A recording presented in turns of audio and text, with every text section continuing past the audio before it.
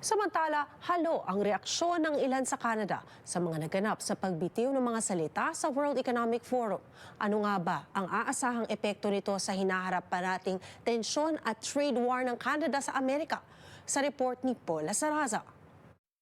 I've heard this kind of speech before talking about the failure of the current international order from like President Lula da Silva of Brazil or Gustavo Petro of Colombia.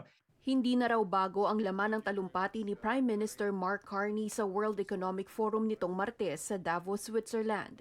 Ayon kay Clement Nocos ng Filipino-Canadian Civic Action Network at Director of Policy and Engagement sa Broadbent Institute, narinig na raw ang parehong mensahe at panawagan mula sa iba pang world leaders noon at maaaring ito lamang ang unang beses na ibinahagi ito ng isang Western leader.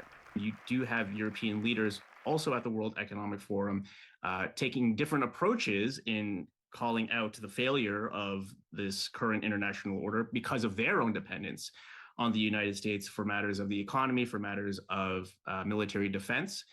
There is a renewed impetus there as well, but it's also something that they've been tackling now for decades. Sa talumpati ni Carney, direktang sinabi na hindi na raw uubra ang nakasanayang international order na pinangungunahan ng Amerika. Pinunto rin niyang hindi kailangang dumepende o magsunod-sunuran ng mga middle power countries gaya ng Canada sa US. Isang matapang na hakbang daw para sa Canada, ayon sa ekonomistang si Michael Batu. He is positioning Canada as a stable, rules-based economic middle power in a world that is fragmented.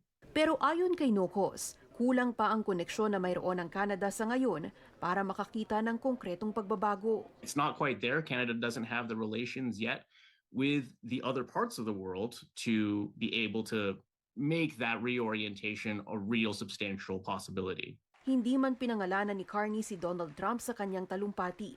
Pinuna ng US President ang mga pahayag ni Carney at tinawag siyang ungrateful. Sa pagharap sa World Economic Forum ni Trump Miyerkules, sinabing maraming itinulong ang Amerika sa Canada at malaking dahilan nito sa existence ng bansa. Ayon sa mga eksperto, hindi dapat mabahala sa paglala ng tensyon. This time around, it doesn't seem to matter what we do. There will be political and economic consequences. So it's always been an issue. It's always been a flame, but I don't think it necessarily adds anything to the fire. Aminado man sa hamon sa ekonomiya ngayon, naniniwala si Batu na may positibong maidudulot ang pagtatrabaho ni Carney sa pagkamit ng mga kasunduan sa ibang mga bansa bukod sa US. I won't be surprised if in the coming weeks and months, mag-issue na naman yan ng bagong taripa. No, because tariffs is usually his choice, no, to get back at people or countries na hindi niya gusto.